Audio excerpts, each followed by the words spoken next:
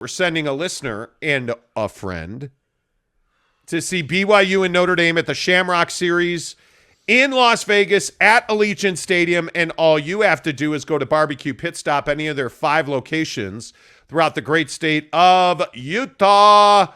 In the south, you've got St. George, Lehigh, Layton, Murray, Logan. It's all good. There's an enter to win box on every counter at every single Barbecue Pit Stop.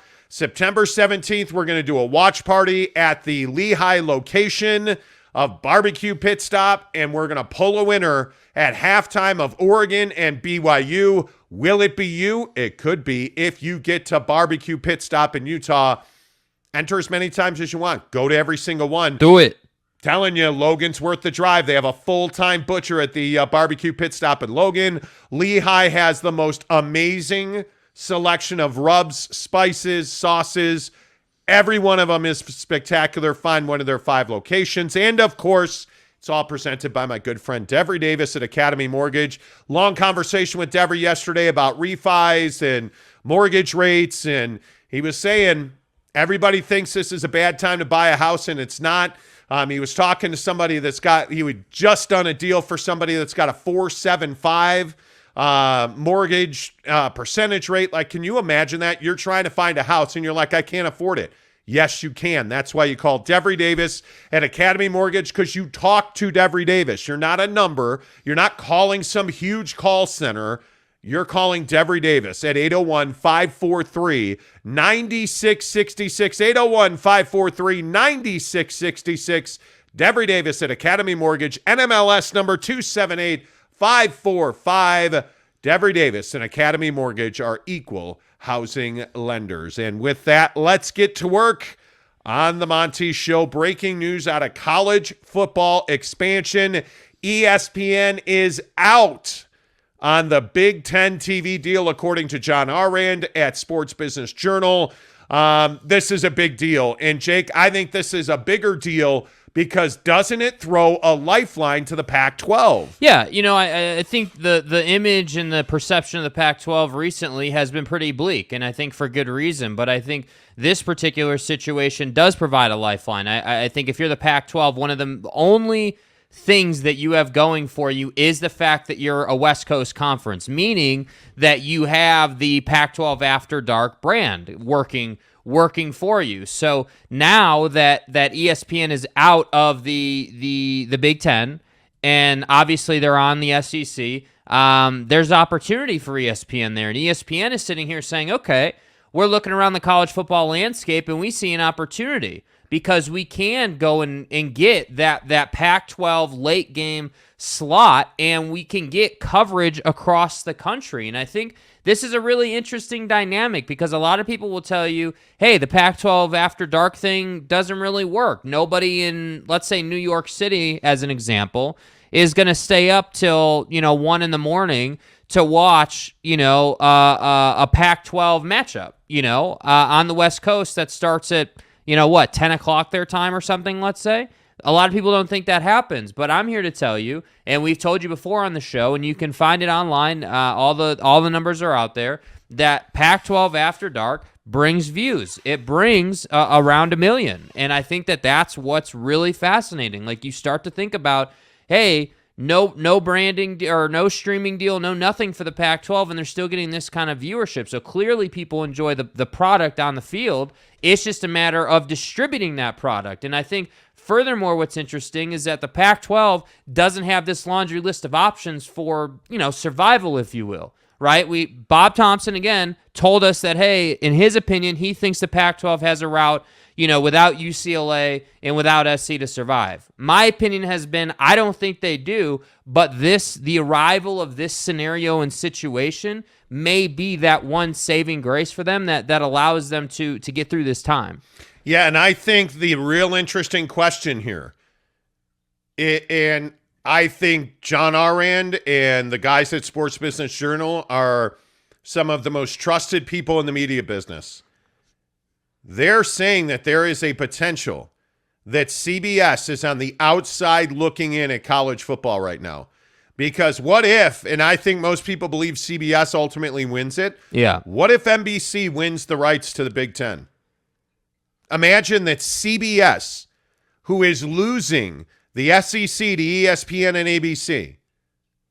What if CBS doesn't win this battle? What if CBS doesn't have college football? And when I say college football, I don't mean Syracuse and Germama State. I mean like big-time college football, Michigan, Ohio State, like games, Alabama, LSU. Yeah, games with national championship implications, not on CBS. Like, that would be unbelievable. You're looking already at a situation where ESPN is, for the first time in 40 years, not going to have Big Ten football. This is an incredible time in the landscape in the history of college sports. And I think the changes that we're seeing are going to be seismic because, again, according to Sports Business Journal, you're looking at CBS and NBC competing for the rights for the Big Ten. And by the way, I think it's really important to note that Fox Television owns 60% of the Big Ten network. Fox gets the number one Big Ten game and the Big Ten network. These are second-tier rights that CBS and NBC are competing for. I think this is a huge change in the way we watch football. I think as a football fan, you need to get ready for the fact that I think you're going to see Amazon Prime. I think you're going to see the Paramounts, the NBC Peacock app. You're going to see ESPN Plus they're going to begin airing games of consequence that you care about on a streaming platform, on an app, on your phone. I think the game is changing and we're watching history being made, Jake. Yeah, and you know, not to get all nostalgic about it, but one of my favorite things in recent times is turning on CBS and is turning on that big boy college football game. You know, and for those of you who have listened to the show for a long time now, you know that we've had conversations about, hey, well, what's the most enjoyable sport to watch, right? And how does where you watch that factor into it being the most enjoyable? So I don't love the random, Wake Forest college football matchup at 11 in the morning. That's not my cup of tea. I'm not here for it.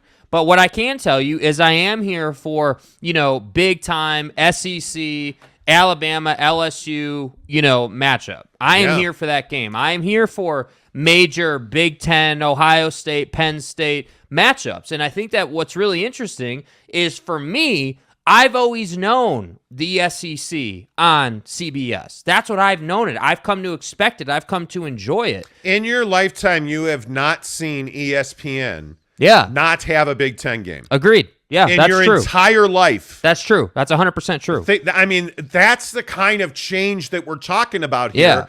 And again, I just think as sports fans, it's what you said the other day. As sports fans, we need to get used to watching sports on a phone in an app because that's where we're going. And I think that when you look at the changes coming, it's already an end of an era when you're not going to have Vern Lundquist calling the big, SEC moment. Yes. That's going to be on ESPN and ABC now. That starts in 2024. And I think, not to jump in, but I think CBS has better play-by-play on college football than ESPN. I don't know, man. And I'm biased. Obviously, I used to work at ESPN, but I'm telling you, nobody does football better than ESPN. Nobody. And Vern is awfully good, dude. But Vern's also 1,000 years old and is he's essentially retired. Do you think that CBS trends a little older? Because I do. Oh, I don't think there's any doubt. Yeah. I think, with all due respect to Jim Nantz and the things that Jim does, I think Jim Nantz needed Tony Romo. I don't think there's any doubt about that. But in the grand scheme of things, the look and feel of college football is changing right before our eyes because the SEC on ESPN is going to look completely different than it looked on CBS. It's going to feel different, sound different, look different. You're looking at a seismic change. And then again, I go back to this question of, can ESPN save the Pac-12? And I think you're exactly right. When we talk about Pac-12 After Dark drawing 1 million viewers to the screen, that's exactly what ESPN now, I think, is banking on because they don't need the entire Pac-12 contract. They don't. In fact, I would go as far as to say the ESPN doesn't want the entire Pac-12 contract. Yes. I think ESPN wants 2 games a week from the Pac-12, and they're both in that late window. And if I had to guess, ESPN would love to stack Alabama, Auburn with Oregon and whoever the second team are. Just imagine in that. the conference. Just imagine that right there. On ESPN, in the app, on TV, wherever you want to get it. You get that big-time SEC matchup, then you get a premier Pac-12 matchup. And I think it's a great point. ESPN doesn't want the average, Pac-12 matchup. They don't want Arizona, Oregon State. Who gives a damn about that? Yeah. They want Oregon and SC. They want, Utah and Washington, or like these premier matchups. And I think the what's really interesting is that if you're Utah in this whole situation, you need this. You want this, because if you can because right now you just came out and you're number 8 in the country, right? Number 8th. You're 8th in the country. Sorry. Dude, why you gotta do that? English. Why you gotta do that? I was English. on a Do flow you right speak there, it, bro. MFer? I was on a flow. Okay, go ahead. I know it's a heavy flow day. Go ahead. What? It's a heavy flow day. What am I even supposed to do with that? Nothing. Thanks, Jesse Harsh, for the $1.99 super sticker. Brandon James tips us $4.99 and says, love waking up and jumping into sports. I can't wait for college football. Thanks for a great show. Give them hell, Brigham. Give them hell. And tell them hell's coming with me. Anyway, the point is, right. Brandon, we agree. We love waking up and talking sports. But if you're just tuning into the show this morning, obviously the big story is ESPN is out, according to Sports Business Journal, on the Big Ten TV rights. The first time since 1982, the Big Ten won't be on ESPN or ABC. And it's this fascinating change. I mean, I look at BYU and their deal with ESPN. I mean, for the last decade, it's what you've known. Yes. Right? You've known that, hey, if I want to watch BYU football, it's somewhere on an ABC or an ESPN property. I mean, is that changing? Where's the Big 12 going to go here? Because the Big 12 is in a really critical situation where you have new management coming in, you have 4 new schools coming in.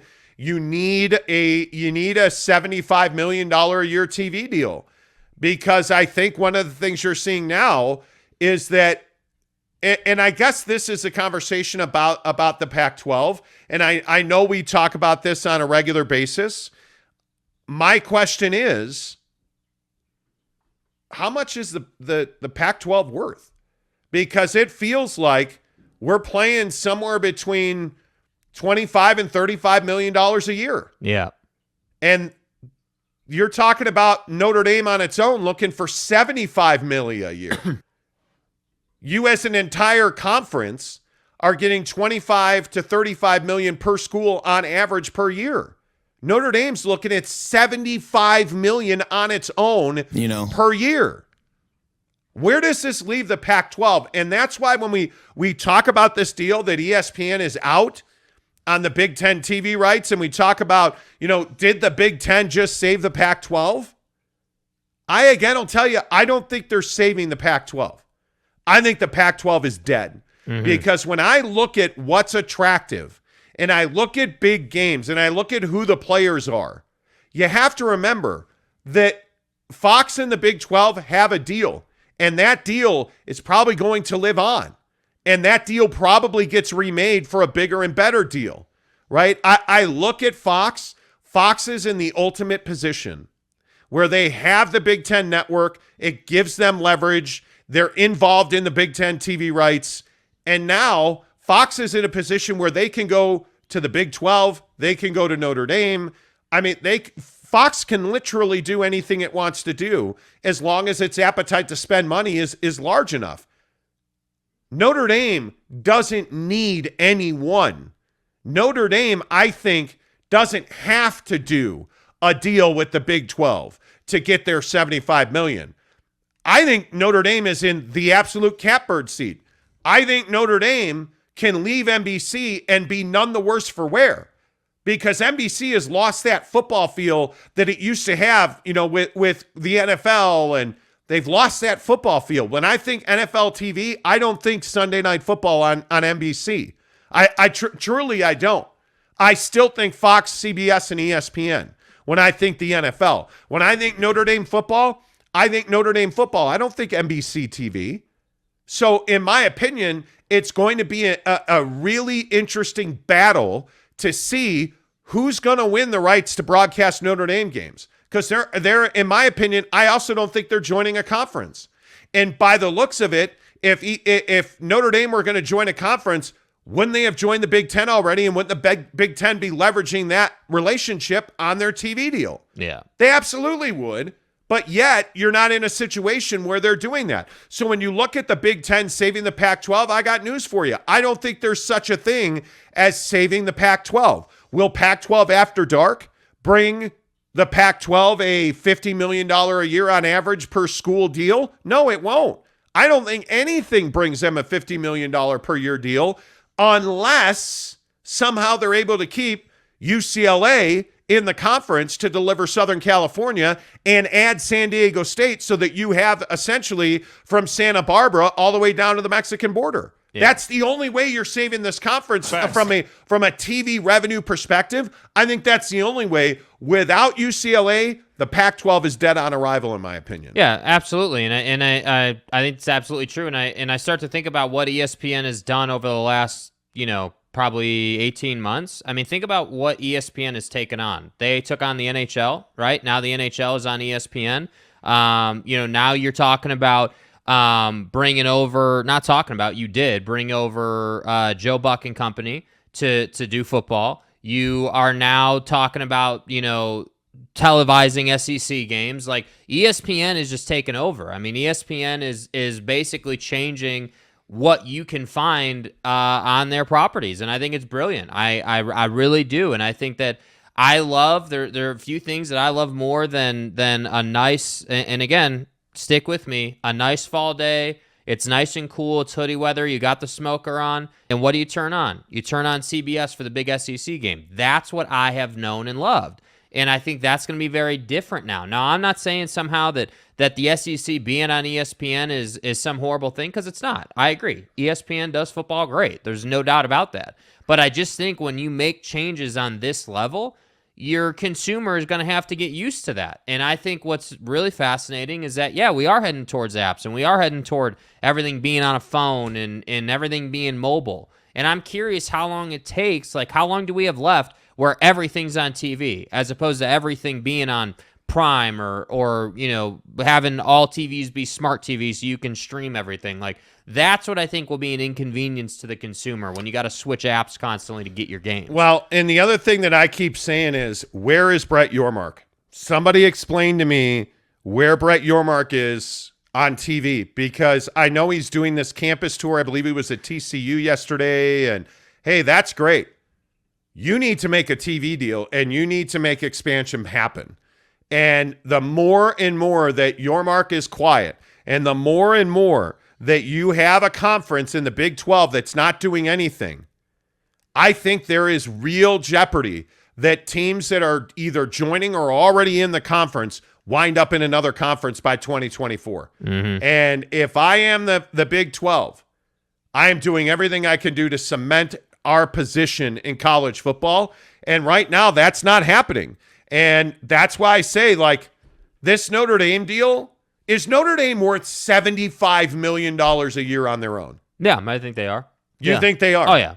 Because I think they're a premier brand, and I think they bring you a ton of flexibility. You can schedule them, you can work with them. They don't have to play within the rules of a conference. Like there's a lot of options there, and I think that's the value of Notre Dame. They can play the early game, they can play the late game, they can play against your mom on the West Coast, they can play in New York. Like they can do anything anywhere, and that's the essence of it. And that's why I think, as long as Notre Dame is good, as long as they keep that level of play high and they're in the college football playoff conversation for at least most of the year until the end, yeah, I mean they're worth it because they're relevant. People want to watch them. So yeah, I think they are. I don't know, man. I look at Notre Dame, and independence is a hell of a tough road. And I know, I get it. You're Notre Dame. I grew up a Notre Dame fan. I am a Notre Dame fan. If you look right over my left shoulder, right there, you see my Notre Dame fandom on the wall. Like, I'm a huge Irish fan. I don't believe they can garner $75 million a year on their own. I don't. And I think scheduling as an independent is going to be very difficult. Michigan doesn't want to play Notre Dame because they've got to play Ohio State. Yeah. You look at the big traditional matchups, USC. Is USC going to be able to continue to schedule Notre Dame year in and year out when they're in the Big Ten? I don't know if that's possible. Is Stanford going to be able to schedule Notre Dame? Will Notre Dame want to schedule an irrelevant Stanford team if they wind up in the Pac-3? The question, and I'm being serious. Like, you look at what's going on in college football. Is independence still a viable road for Notre Dame? I don't know. I don't know why NBC would pay Notre Dame on its own $75 million a year. In fact, I don't believe that they will. And I think that's why it's still incredibly interesting to me. And maybe this is what your boy Brett Yormark's doing. Maybe he's working hard to put together a deal that, marries Notre Dame in the Big 12 without the Big 12 joining with Notre Dame, like officially adding Notre Dame as a Big 12 member. But yet you combine on a TV deal to have, Notre Dame and then immediately followed by the Big 12 big game of the week or something. Like, I don't know. Something's got to give for Notre Dame. And this is why I say again, Tom Homo's a genius. The guy's a witch, because the deal that he did all those years ago and the renewal he signed at ESPN was absolutely gravitational. Now we know that. Well, and I think it protects them. That's the biggest thing. I mean, if you're, because we're big believers. I'm a big believer, and you have to plan for the worst case scenario. That's how you have to operate. In most things in life. And so if you're Tom Homo at BYU, you're thinking, okay, I can see conference realignment on the horizon. When he was doing this deal with ESPN, it's very clear now that the way all this has come together, that it was no secret that conference realignment was going to happen, and it was only a matter of time. Now, who the hell knew at that time that it would be 5 years or 10 years or 7 years? Who knew? But the point is you wanted protection. And so you have that protection in the way of revenue from ESPN. And I do think it's brilliant. But what I will say is, if you're Notre Dame, and really if you're anybody right now, flexibility is the name of the game. Not being, Utah stuck in the Pac-12 in a dying conference. That you don't want to be in that position, No. And that's why I say, like, the biggest thing about Notre Dame is, and this is what you said, they don't need to do anything. They are fine. And that's why I say that's where you want to be. You don't want to need the Big 12. You don't want to need the SEC. What's going on with Siri on your wrist here? Siri's going wild upset. on your wrist. She's having a rave. I don't know, man. It just is, Welcome to the show, the Monty Show, every morning, live and local, 6:30 Mountain Time, right here on YouTube, talking the very best in the state of Utah and Salt Lake City sports this morning. Certainly, I think this deal where Sports Business Journal is reporting that the Big Ten TV rights will not go to ESPN. No. ESPN is out on Big Ten TV rights for the first time in what amounts to 40 years. Like, it is a really remarkable change in college football. Let's get some of your thoughts in here because I wonder, as college football fans, like when you think about watching college football, where do you come down on that? Good morning to Giggity. Good to see you, my friend. Edgar Garcia, what's up? Edgar says, do you guys think Durant completely cements his legacy if the Jazz trade for him and he comes here and wins the chip? We're going to talk Kevin Durant coming up here in about 20 minutes. And I'm going to ask you point blank, why the Utah Jazz, why are they not involved in that? Gilbert Canellis says, Fresno State, go Dogs. Sorry. My dogs are like, what are you doing, dude? You're losing your mind. Kurt Myers, good morning. Dewey says, with the ACC in the sights of the Big Ten and the SEC, I believe the Pac-12 and the Big 12 must look at a merger to be relevant or be eaten up by the Big Two. See, I actually think the ACC is never going away. I think the ACC is going to lose, its marquee members. I mean, if you look at Clemson, Florida State, Miami, absolutely I could see those three going to the SEC. Why wouldn't you? Right? But look at West Virginia. You can't tell me West Virginia is not regretting their decision to join the Big 12. I just don't buy that. They're doing, and I talked about it yesterday, their game with Pitt is 70,000 people strong, sold out. Yeah. Like, West Virginia is a regional brand. West Virginia is not a big national brand. And I know why the Big 12 did it. I know they wanted that East Coast footprint. But if you look at the odd fits, tell me Rutgers isn't an odd fit in the Big Ten. Y'all feel me? Especially now with USC and UCLA joining the Big Ten. How does Rutgers play USC? Are you really making USC play a 7:15 or if you're playing at 9 in the morning Pacific time? If you're USC and you fly to New Jersey to play Rutgers, let's say that's a noon kickoff, Eastern. That's a 9 a.m. kickoff in Los Angeles. Come on, let's go, Schlep Rock. You're having your kids play a 9 a.m. kickoff if you're USC. Tell me Rutgers isn't an awkward fit. Yeah, Tell me West Virginia is not an awkward fit. Yeah, it absolutely is. There's no doubt. And that's why I say it is. We are far from done in college football expansion. We are far from done. I think there is a lot of work to do. Eric and Raleigh says the ACC and the Pac-12 both need CBS. I think the ACC is fine. The ACC's got Fox. I believe isn't the ACC Fox and ESPN. I just think the ACC doesn't have to care about football as much because they're such a dominant basketball conference, dude. Yes. I mean, again, with all due respect to college basketball, I don't really care about Rando State versus Rando State. I want Duke UNC. I want Duke against whoever. How long did ESPN run with Coach K's last game and Zion's broken shoe? But in the modern era of college sports, teams like Georgia Tech, one of the great historical brands, the days of Bobby Clements are over. Those days are done, dude. You're not getting Vandy. You're not getting. You look at the teams in the ACC. That is a very shallow conference that I think would do well to be a basketball conference. And I'm not saying to do what the West Coast Conference does, but I think the ACC understands who they are and where they are. And I think the ACC very well understands that they're going to lose some membership.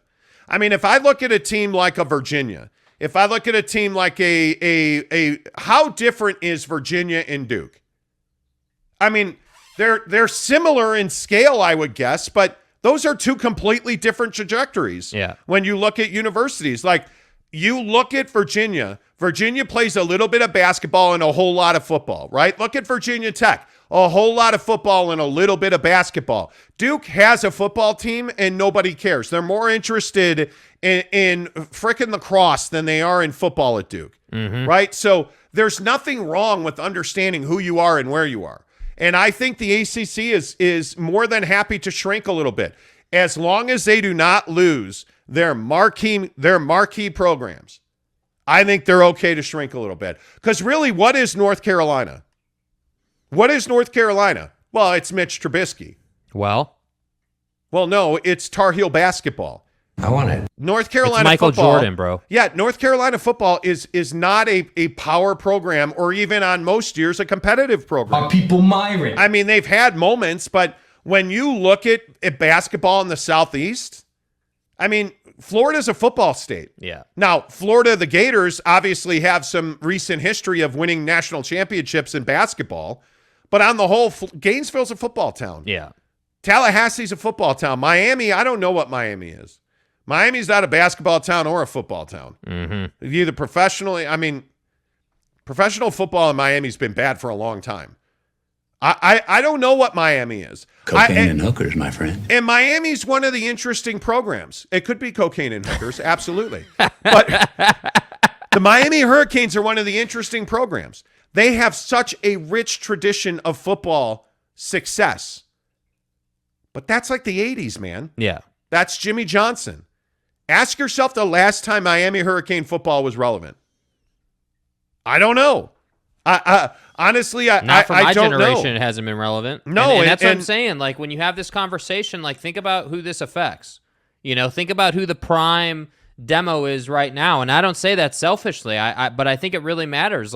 People my age, we weren't around to watch Miami dominate. No. We weren't again, with all due respect, a lot of this stuff that the older demo knows, millennials don't know. And furthermore, the problem is that the generation after us, Gen Z, is all about phones and tech, and they're not really sports fans because they didn't grow up sitting in front of a TV. That's the problem. I don't know, man. I look at the institutions of the ACC and whether it's Boston College, another, I think, very regional brand.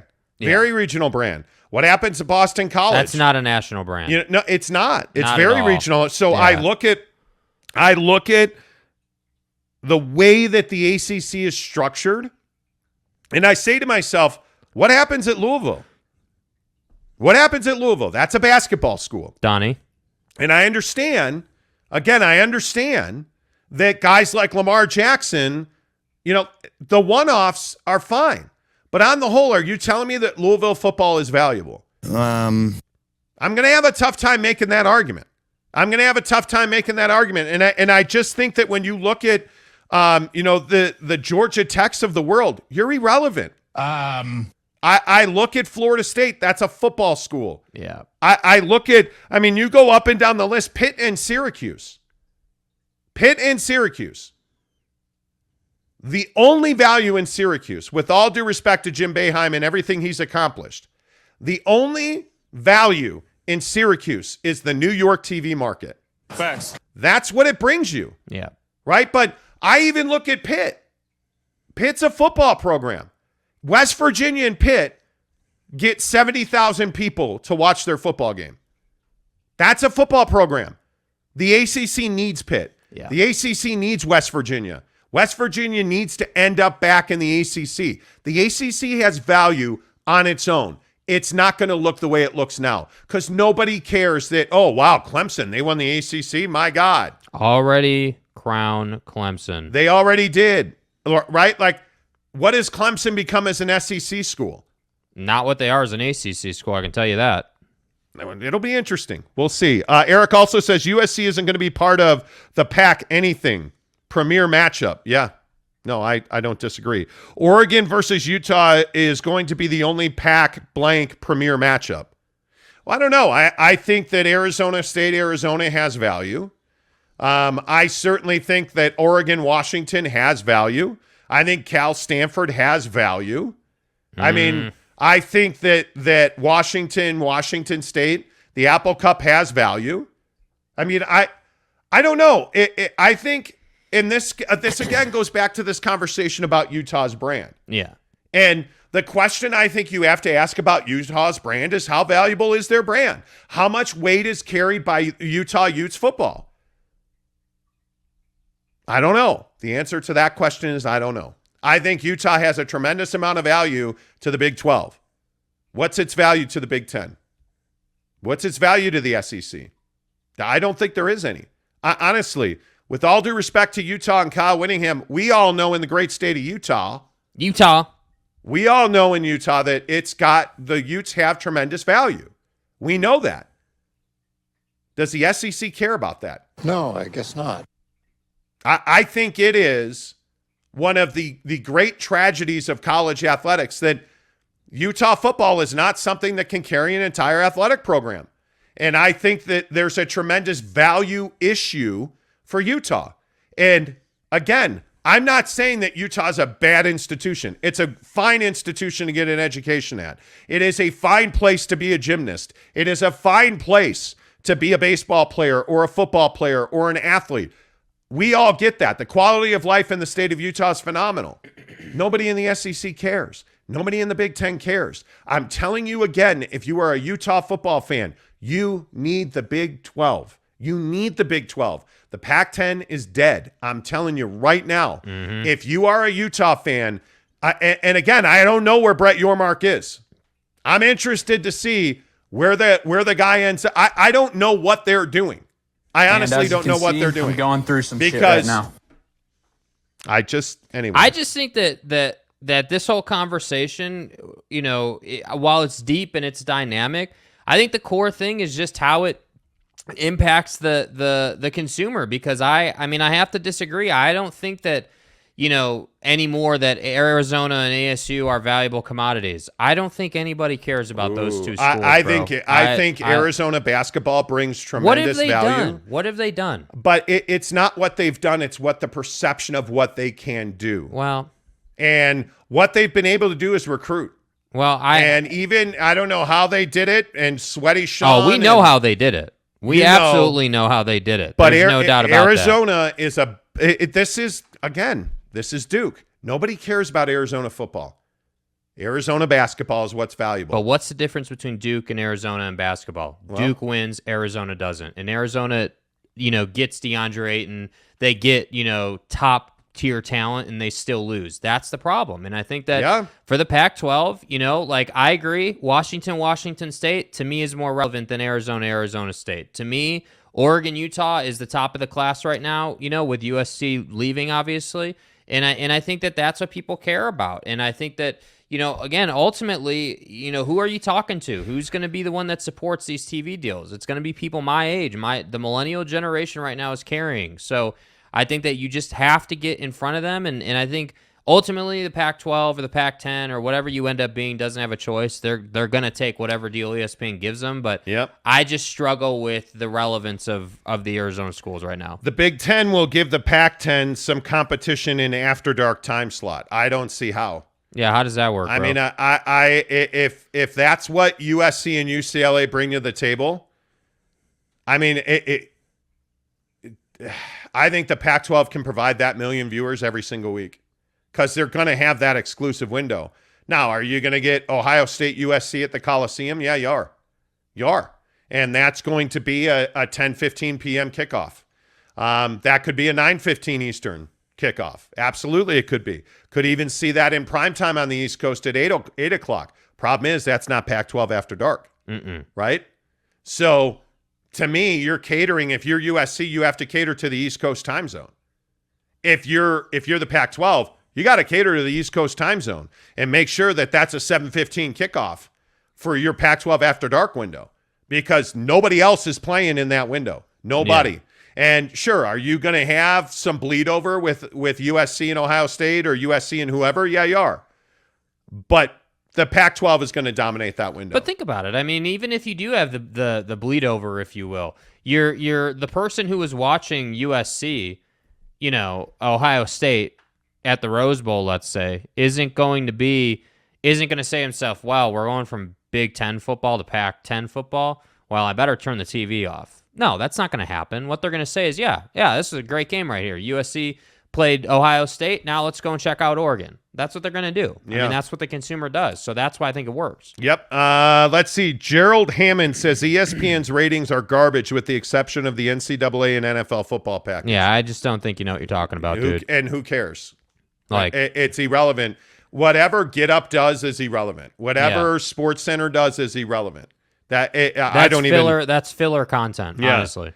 Brandon James says, I think USC and UCLA will get early windows at least at first. There's no way they're going to kick off versus Rutgers at 10:15 Eastern. It won't get watched. They've got to be smarter than that. Absolutely right. Absolutely right. Kurt Myers says, go Big Pac.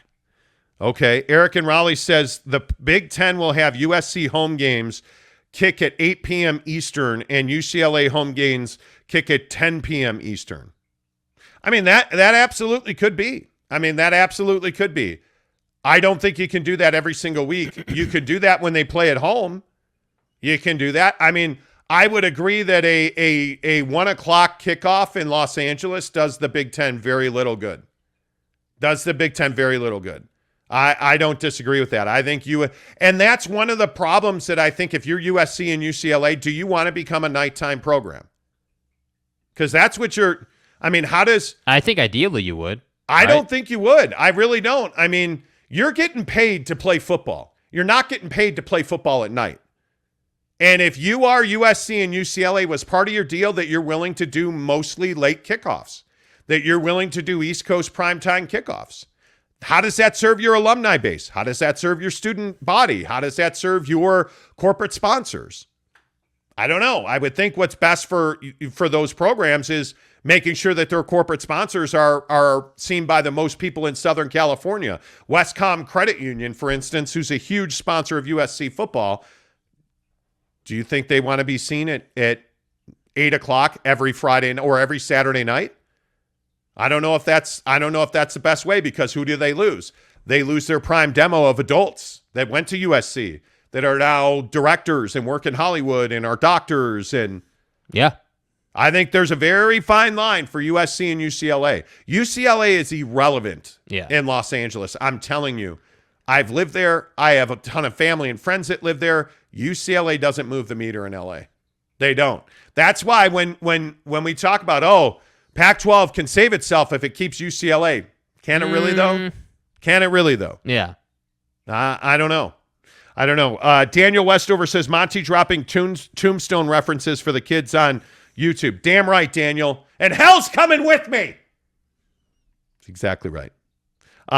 Eric and Raleigh says, I'll be your Huckleberry. It's actually Hucklebearer. It's a reference to carrying a coffin. You know. KJ Kanai Johnson, I remember in the 90s when everyone had a Notre Dame sweat jacket or a Michigan jacket. I can tell you I grew up wearing a blue and gold Notre Dame sweatshirt. Yeah. I wore it everywhere I went. Cucks Overlanding and Trailing Adventures. Why would Notre Dame want to play anyone in the new Big 12 except probably BYU, maybe Baylor? Well, for money. See, you have to. Notre Dame, Oklahoma State's not a good game. Bro, it doesn't. It literally doesn't matter what a good game is 9 days out of 10. What matters is how much you're getting paid. That's the thing you have to remember. I mean, if playing Oklahoma State on a Wednesday pays you $120 million a year, you're doing it. You know what I mean? Like that's my point. Like, okay, great. They're looking for $75 million a year. I'm sure they'll humor the Big 12. I don't see, and this is something I don't quite understand. Notre Dame in Houston, Notre Dame in Oklahoma State, Notre Dame and Kansas is not great. Notre Dame in Utah? You tell me Notre Dame in Utah is not a good game. Notre Dame and BYU is not a good game. Notre Dame and TCU is not a good game. You're telling me Notre Dame doesn't want to go to Fort Worth and play TCU so they can recruit there? Yes, they do. Are you kidding me? Notre Dame wants to play where it's advantageous for them. Oh, and you're going to pay me $75 million a year? Sure. Yeah, I'll go to Kansas. You know what? We'll go to Lawrence and we'll play Kansas football. Yes. Are you serious? It's about the money, bro. Come on, man. It's about the money. Come on. And if they do a shoulder deal with NBC where you're wrapped around the Big 12 and Notre Dame are wrapped around each other, that doesn't mean that Notre Dame's going to have to play all the Big 12 schools. What it means is Notre Dame's going to play USC, and then we're going to get Oklahoma State and TCU. We're going to get BYU and Utah. So it's not that Notre Dame's got to play every school in the Big 12. But there's no doubt. There is no doubt that BYU benefited from going and playing Texas and Taysom jumping over Longhorns. Yeah. They benefited from that game. Yeah. There is no question about that. Football, and I don't know how many people know this, and if you're driving, you should probably put your hands at 10-2. They play a hell of a lot of football in the state of Texas at the high school level. What? Might not have known that. There's a lot of reasons. There's a lot of reasons that Notre Dame wants to play the Big 12. Do you know how hard it is to schedule games? Yeah. BYU is going to be nationally relevant for the next decade after joining the Big 12, even more than they've been the last decade. Yeah. When you play Notre Dame or you play BYU, you're on national TV. I'm for real. I don't know. Like this. Come on, man. It's not hard to understand.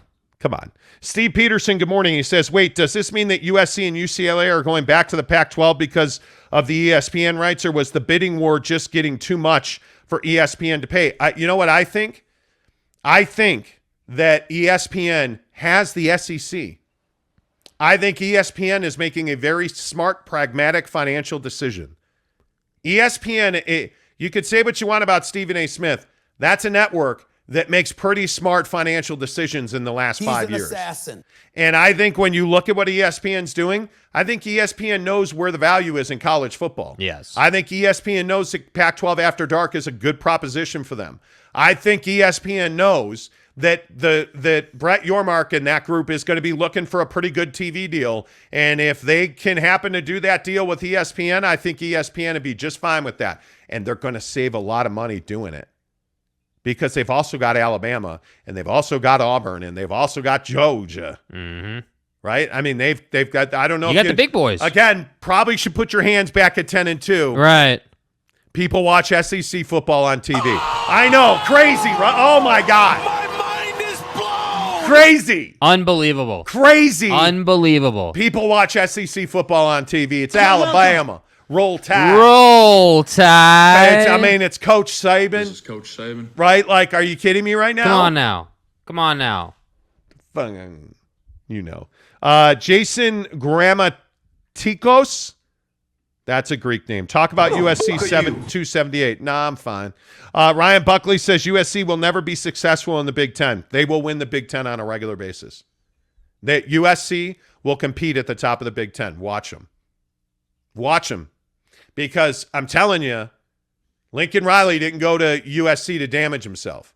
Caleb Williams went to USC for one reason, so he can play on Sunday, not Saturday. Yes, you did. Yes, you did.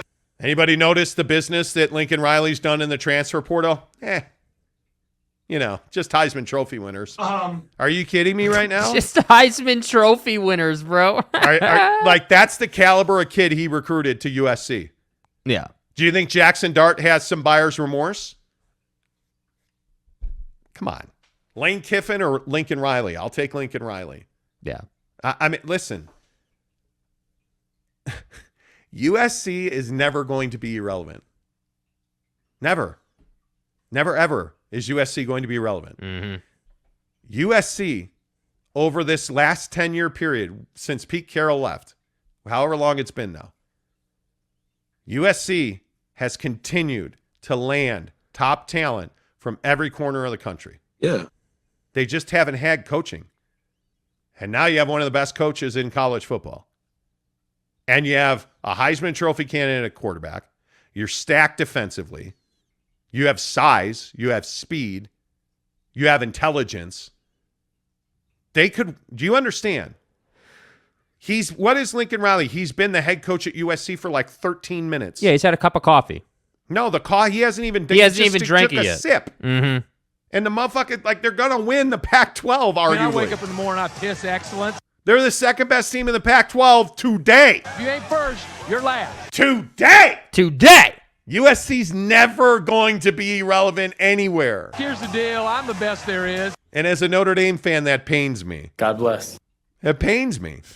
Court McMullen says, I've been watching for a few weeks now. I've determined the catchphrase of the show is, with all due respect. That's one of them. There's no doubt about that. Yeah. And the other one is your mom. But other than that, actually, no, I actually think it'd be Zach Wilson's mom. Yes. Your friend in the No. coupling of genitals. Anyway. I'm sorry. Did you just say the coupling of genitals? No. I said the suckling of gentlemen. Wow. That's a lie. I did say that. TJ McVeigh said, what if the ACC downsized and joined the Big East for basketball? Why? Why would you do that? I mean, you have some of the biggest brands with all due... that's like... Wait. With all due respect. Yes. You have some of the biggest brands in college basketball. Why would you do that? Why would you devalue yourself and join the Big East? When's the last time the Big East was relevant? I don't know. But we're still going to get a Big Ten ACC challenge. Right. We're still going to get that TV package, right? I mean, I don't know. I could be wrong. Patrick Boren, good morning to you, my friend. The Waco kid says, it is indeed, what have you done for me lately? Winning does cure everything, and Baylor's won a lot lately. Yes, it does. Baylor's won a lot lately. So Baylor had a pretty good year. I don't know how many people, again, I know I'm just little Monty over here talking about, you're just some YouTube hack who doesn't know anything, coupling genitals and stuff. Yeah. But, yeah. It is what it is. Let's see. Eric and Raleigh says if the ACC shrinks, Duke and UNC will go elsewhere for big paydays. They shouldn't shrink. Duke is Duke. I don't know why you would do that. I don't know. Eric and Raleigh says, damn it, Court, you're a genius, about his with all due respect line. Mike Maple says 2000, 2003. Mike, what are you referencing? I'm probably lost. Hola Billy, good morning to you. I hope USC and UCLA get absolutely obliterated by every Pac-12 team this season. Salty boy. Well, okay. Patrick Bourne says, Brett Yormark will take the next 2 years to build the Big 12 brand. The football side must get to the college football playoff. The basketball side must continue to rule, but you ain't got 2 years. Yeah. You haven't got That's to. the problem. You ain't got that time. You got to do that now. You got to do that now. Patrick Bourne says the Big 12 has the best basketball conference, and this only puts a dent in revenue for the conference. Well, I don't know. I think the Big 12, what does the Big 12 got? Oh, that's probably what you're referring to. The Big 12 has a couple of years left on its deal. I think that's why you've got to expand now. Like, yes. I think you've build got your value now. Dude, I'm telling you right now, you got to put the Pac-12 in the ground. You do. 7:20 coming up in 8 minutes. We'll talk Kevin Durant and whether or not the Utah Jazz should trade for Kevin Durant. We'll talk about that coming up. Patrick Bourne also says, hola, Billy, that is why the Big 12 was elated to have a Big 12 championship with no OU in Texas in 2021, hoping the same happens again for the next 2 years. Well, you better hope it happens over the next 2 years. Mm-hmm. You know, like you better enjoy. Bedlam's got to continue. I don't care what anybody says. Bedlam has to continue. I need Oklahoma and Oklahoma State. And one of the things that I really hope for college football expansion and expansion in general is that we don't lose Bedlam, the Apple Cup, the Holy War. The main rivalries that we're here for. Obviously, we're not going to lose Ohio State and Michigan, but you can't lose UCLA and USC. You can't lose. And I know people in Utah are split on it. You cannot lose BYU in Utah. You can't. I mean, it just, to me, it's what makes college football college football. Mm-hmm. A breezy, leaf-blowing Saturday afternoon for Michigan State. Yes! You know what I mean? It. Like you can't beat it, bro. You can't beat it. They both suck, but Stanford Cal still has meaning. You cannot. The essence of the game is what you can't beat. Yeah. Kay Nurin, good morning, says, yes, money makes the world go round.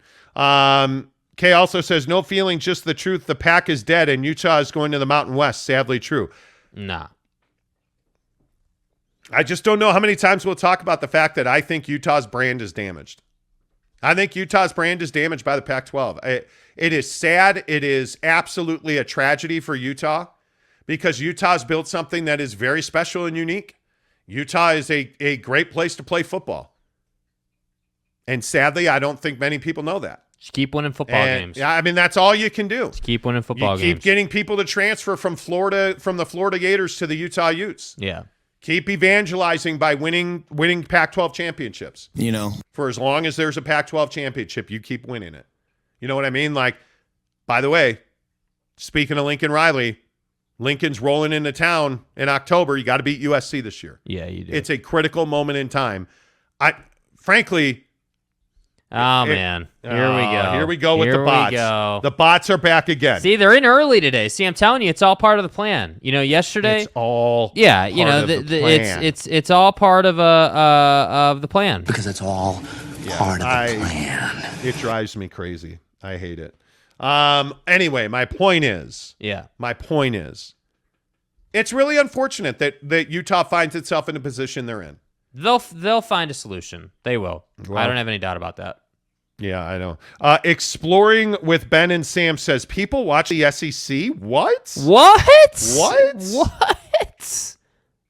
Obviously not. Lord Raiden says, ESPN needs college basketball. How much are they giving to the Big Ten for basketball? You don't get Big Ten basketball rights separate from Big Ten football rights. I don't think that's happening. Patrick Bourne says ESPN equals SEC as Fox equals Big Ten. What about NBC equals Notre Dame, CBS equals Big 12? No, I think CBS is going to equal Big Ten. I think the Big Ten wants CBS. Yeah. I think that's what the Big Ten wants. It's a good fit for their demos. It fits nicely. It is. I think that it works for sure. Yeah, I agree. 5 minutes, we'll talk Utah Jazz NBA basketball. Lord Raiden says, where is everyone going to get past the jealousy towards hatred of Rutgers? I mean, why would you like Rutgers? Yeah, who the hell likes Rutgers? Greg Schiano's hung like a steer. Don't lie to me. Who cares? He's hung like a steer. That's all I could come up with off the top of my head. What do you want? Okay. I don't think anybody hates or is jealous. It's Rutgers, bro. Like, come on. It's New Jersey. Yeah. Like, who wants New Jersey? Yeah. Did the Nets want New Jersey? No. No, The idiot. Sopranos want New Jersey. Yeah, I was gonna say the best thing that came out of there was freaking Tony. Freaking Tony. I would one time. Shouldn't we all have to cut up a body in a butcher shop? You are what you are. Anyway, my point is, Rutgers. It isn't anything that Rutgers has done. With all due respect, it's nothing per se that Rutgers has done. It's Rutgers. What the fuck are you, Ranger Rick? Ranger Rutgers? Like what? Disrespect, dude. There would have to be respect. Those who want disrespect don't get respect. You know what I'm saying? Might have been overstating the case. A little bit. Not a lot. Mike Maple said last time Miami was good. Yeah, like 2000. Yeah, a long time ago. Alex Chacon says, any Premier League news? Yeah, my guy's gone. Timo Werner. Not with Chelsea Football Club anymore. Exploring with Ben and Sam just puts 2 ducks in the 2 mallards. Okay. Quack, quack, MFers. Quack, MFers. Matt says, rumors are Big 12 is going to move up their negotiating window to this year. Brett Yormark has been very aggressive his entire career. Well, he ain't been so aggressive the first 10 days on the job. What happened to the people who are like, oh, new sheriff in town, bitches. Like, I haven't met the new sheriff in the Big 12 yet. Like, and again, I don't have a dog in the fight. But the Big 12 needs to do something. No. Do anything. Like, it's cool that the new commissioner's touring all the campuses and, hey, kids, good to see you. Get good grades. Hey, now listen. Hey, guys. Here in the Big 12. Hey, guys. You know what? Eat your fruit and vegetables. Hey, guys. Okay. I'm going to Houston now. Peace out, bro. You know, I'm going to go see SMU. Hey, commissioner, not in the conference. I'm at Houston. Same thing. Yeah, no, that's not going to happen. Like, you talked a big game in the Big 12, and I'm just telling you now. The Big 12 is not that much more stable than the Pac 3, 5. Final. Yeah. The Big 12 is not that much more stable. We're being totally honest. Yeah. Can you sit here and tell me, for all our Big 12 viewers and all our Big 12 fans, oh, Big 12's here to stay? Yeah.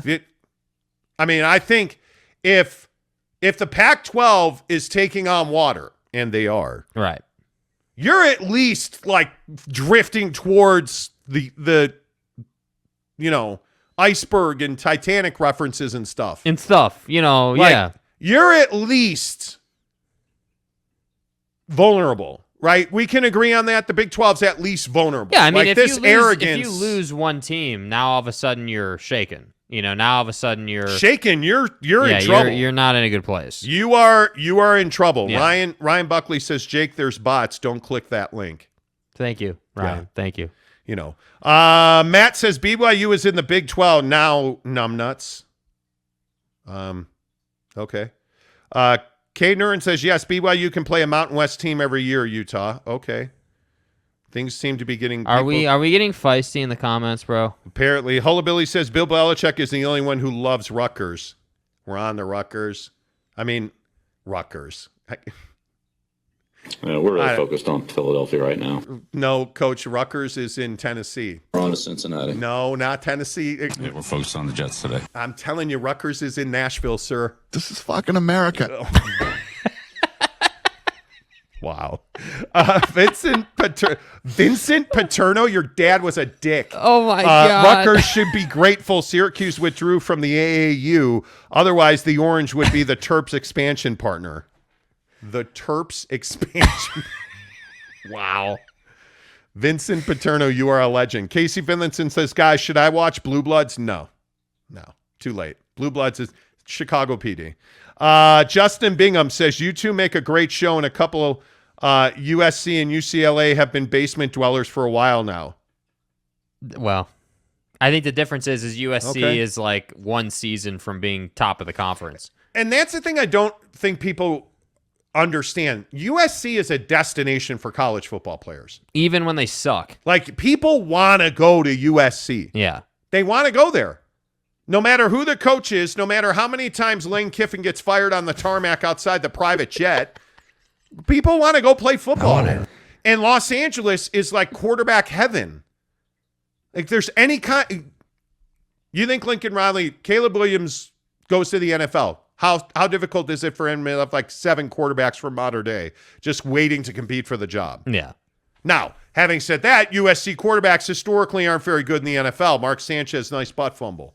Right? Okay, I'll move on. Nice butt fumble. You're probably too young to remember the butt No, fumble. I remember the butt fumble. Who's the last great USC quarterback? Even if you go back to Marijuanovic. Carson Palmer? Probably the best. No, Matt Leinart at pulling chicks. But there was a reason Matt Leinart went back to USC, right? Yeah. The thing is, my dog, oh my goodness. What? My dog just vomited like a gallon of yellow bile. Bro. Jeez. Bro, what dude, okay. Damn. I don't know what's going on there. Damn. Anyway, the point is, wow. The point is, I think when you look at what USC is, they're a football factory. They don't put guys in the NFL at quarterback, but they're a football factory. Yeah, they put linebackers in the NFL, bro. Patrick Bourne says Big 12 stability. What happens if the SEC grabs Okie State and Baylor or some other team? Yeah, not cement, not at all. Yeah, and that's why I all. think that the Big 12 just needs to really solidify things. And as you have been saying multiple times, like they need to bury the Pac-12. Like you just need to do that. Matt says, LOL, SEC would not take Baylor or Okie State in a million years. Okay. See, this is... I love it. I see the SEC doesn't want. Yeah, no, you guys are trash. Why wouldn't they take what to make that explanation work? Why wouldn't the SEC take Oklahoma State and Baylor if it could get them? Are you out of your goddamn mind? Yeah, they would. What? Give me. I'm sorry. Do you think Texas A&M is like beating people recently? Jimbo Fisher got his ass kicked by Nick Saban, and they didn't even play a game. This is Coach Saban. Right? Are you serious right now? Oh, I know, Mississippi State. Well, Mississippi State what? Like, are you telling me? Wow, because anybody from the Big 12, they're going to be bottom. Oklahoma's going to be terrible in the SEC. Really? When's the last time Oklahoma was terrible in anything? Yeah. I love this thing where it's like, oh, we're the Pac-12. We don't need BYU. Hey, team down south, enjoy the Mountain West. Let's consult the douche meter. Hey, Kyle Whittingham, it's Craig Thompson, Mountain West commissioner with a mullet. Why don't you guys come on back over here? I mean, we could put together the holy war with the Aggies while we're doing, there's nothing holy about Aggie tears. But, we could, are you kidding me right now? BYU was valuable from the jump, man. Yeah. Are you telling me Oklahoma State's got, no, the SEC, listen. Here in Starkville, we don't want no Cowboys in the SEC. Bears don't roam in the Southeast, asshole. Well, My fucking ass. You want to bet? Because I don't know if you know. I know you're the SEC. Let me get underneath you because you're the SEC. You're above me. You're awesome. We get it. Fucking Tennessee's not won a football game in like a decade, but we understand Fat Phil is no longer the head coach. We get it. But, we play a little football over here in Waco, Texas. Fat. And we have the mills and the silos with the people who make pretty stuff. No, all you have in Waco is David Koresh. Waco! Then the SEC doesn't want Baylor. Baylor sucks. Oh, my God, dude. So they had some people kill each other and stuff. It happens. Never been a scandal down here in the SEC. What about Scam Newton? Who's that? Come on, man. Cecil Newton? Who? Fuck out of here. Anyway. I really don't care if you think it's sus. That was some of your best work right there. Well, see, Aaron Rodgers got me some of that ashwagandha tea and stuff. Where is Aaron right ayahuasca, now? and I just went like ham on it. Yeah. Yeah, you did. You did. Anyway. That is what it is. We're way late to talk NBA. That was truly incredible. I'm serious. That was some of your best work right there, bro. Boyd Lake. That was some of your best work, I have to admit. Boyd Lake says, we have Dr. Pepper in Waco, bruh. Are you sure? Maybe. Maybe not. Maybe fuck yourself. I don't know, man. I just don't know. I don't like the arrogance thing in college football. It's incredible. Drives me crazy. Wow, we're Utah. We're better than TDS. Oh, hey, we're the Pac-12. We win championships in badminton. That means we don't need anybody else. We're fine. We're good. And then like one day last week, like the phone rings in Tom Homo's office. Pac-12 headquarters. Hello. It's like, hey, it's Mark Harlan up at Utah. Oh, hey, Ton, what's up? I saw it. Hey, can you help us get into the Big 12, please? Can you call Brett Yormark wherever he is touring his conferences and stuff? When he comes to Provo, will you put in a good word? Will you let him know that Coach K and that terrible Blazer are no longer in the conference and we fired him? Yes. Will you let him know that? You know. Wow. By the way, Mrs. Monty just showed up. I wonder if she smells the gallon of bio the dog just threw up in his bed. I don't know. I could be wrong. My dog, I kid you not. He goes through phases, man. Where it's just an ebb vomits, and flow type thing. And I don't understand it. I don't understand it. My poor guy yesterday ate like 10 pounds of dog food. First team off. And then during the show, we watched him throw up and eat his own vomit multiple times. And now this morning, my wife is very pissed right now. It's not my fault he threw up. What you want me to do about it? I can't clean it up. We're doing the show. It's not my fault, all right? It's not my fault. Yeah, buy a dog, they said. He's been great. My dog is like 10 years old. Don't forget, we're sending 12 years old. Yeah, same thing. He's an old fart. And then he's going to want to lick. Casual. He's going to come over and be like, hey, Dad, I just threw up. Can I lick your face? Hey, guys. How about the inside of your nostrils? Bro. Terrible. Don't forget, we're sending a listener and a friend to see BYU and Notre Dame in the Shamrock Series at Allegiant Stadium in Las Vegas. That was fun. Dude, you get 2 nights at the Palms Casino Resort. You also get a pair of tickets to the game as well. You're going to get a $250 gas card to get you there, and all you got to do is go to the Barbecue Pit Stop, any of their 5 locations in Utah, including the bots are back again. You sons of biscuits. Again. I bet you weren't expecting this one. No, I wasn't. Now I got to report them for porn. Sorry, Barbecue Pit Stop. See, I said Barbecue Pit Stop, and people are like, sex! Yes. Anyway. Straight Yoder. Straight Yoder, bruh. That's a hell of a smoker. If you have not seen a Yoder smoker, there's one at Barbecue Pit Stop, and all 5 of them have this model. It's got like a bright orange base. They lift weights. That Yoder smoker. Dude, they are legit. Now, I'm a Traeger Ironwood 885 guy. How are your wings? That's my wings were amazing. Yeah. Hey. Oh, damn. Hey. Speaking of Waco. I'm going to get medieval on your ass. How about this idiot? Wait, let me put you on camera. Jake, how'd you make your wings over the weekend? Hey, man. I baked them. I'm gonna put these wings in the oven, okay? I'm gonna bake them. Hey, guys. Instant regret. Did you instant regret? Did you put any salt and pepper? Did you put any Kinder instant Italian regret. seasoning? I get it. I messed up. I made a mistake. Did you preheat the smoker? No, you did though. Right, and so I actually mixed my wings with Kinder seasoning that I got at Barbecue Pit Stop, shook them up, put them on the smoker for 35 minutes. Instant regret, bro. 425 came out. Boom, sucks. It was amazing. It was amazing. How did your baked wings turn out? Terrible. He shows up over here with what looked like raw, uncooked wings. He's like, oh, these are going to be amazing. I baked them. I baked them in my electric oven at my rental unit. Dude, we split the Traeger 885. You're part owner of a smoker. Yeah, but you were being a dick on the phone, so I thought I'd try and prove a point. Yeah, please respect my privacy. Next question. How'd that work out for you? Yeah, next question.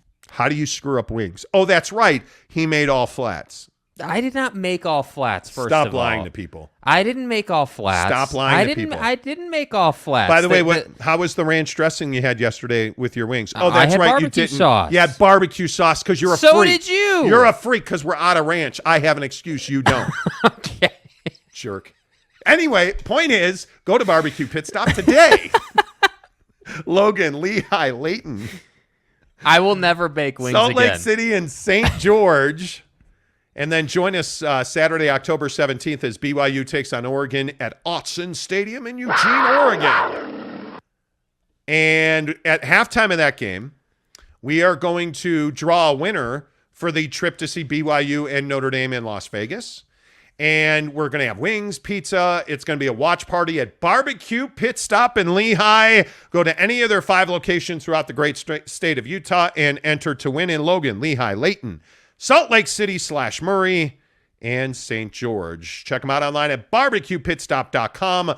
Our BYU Notre Dame drive-away is presented by Devery Davis at Academy Mortgage. Listen, again, we tell you this all the time. Hey, you know what? We need you guys to pick up the phone, call Devery Davis, talk to him about your mortgage, right? Go to Barbecue Pit Stop, buy seasoning, buy rubs, buy a Yoder smoker, buy a Traeger smoker. Let's knock it out. That's how the show thrives, right? I talked to my guy, Devery Davis, yesterday, and I just called him to say, what's up? Like, how are things? He's like, hey, you know, your listeners have been calling. We really appreciate that. Please continue to call Devery Davis and talk to him about your mortgage. Yes. Devery was telling me yesterday that he had a guy that was in a difficult situation where he was trying to refi out of his home because he couldn't afford the mortgage anymore and he didn't want to go into foreclosure. Devery found him a program that he was able to refi into, get him a better rate, saved him money, put money back in his pocket. Listen, if you're sitting here listening to the show and you are struggling financially and you're trying to figure out how you're going to pay your mortgage payment, call Devery Davis today at Academy Mortgage. Ask him what your options for a refi are. He's going to tell you straight away. Devery's not the guy that's going to say, yeah, sure, let's do this loan. Here's Kevin, my guy. You know, you're just a number to us. Go ahead and talk to Kevin. Yeah. Devery Davis is going to take a personal interest in your mortgage situation because you're not calling some mortgage mill. You're calling Devery Davis at Academy Mortgage right up there in Ogden. Call him today, 801-543-9666. Devery Davis has an answer for you. So if you need to refi, if you are looking to buy your first home, do you know how many first-time home buyer down payment programs there are where you don't have to put a single dollar down out of your pocket? They have grants and programs to help you cover that down payment. And by the way, if you're a police officer, if you're a law enforcement official, if you are in current active duty or a veteran of the military, there are all kinds of great programs to take care of your down payment for you. You can afford that house that you and your family have been looking at and wanting. Call Devery Davis today and tell him, hey, I heard about you on the Monty Show. He said you can help me with a mortgage. 801-543-9666. NMLS number 278545. Devery Davis and Academy Mortgage are equal housing lenders.